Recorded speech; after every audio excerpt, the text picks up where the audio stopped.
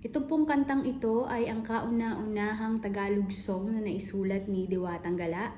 Ang title po ng kantang ito ay Kaibigan. Sana po ay magustuhan nyo.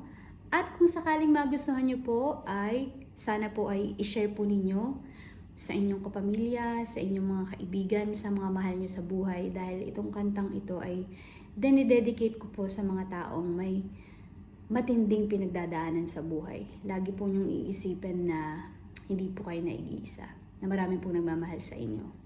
Thank you po!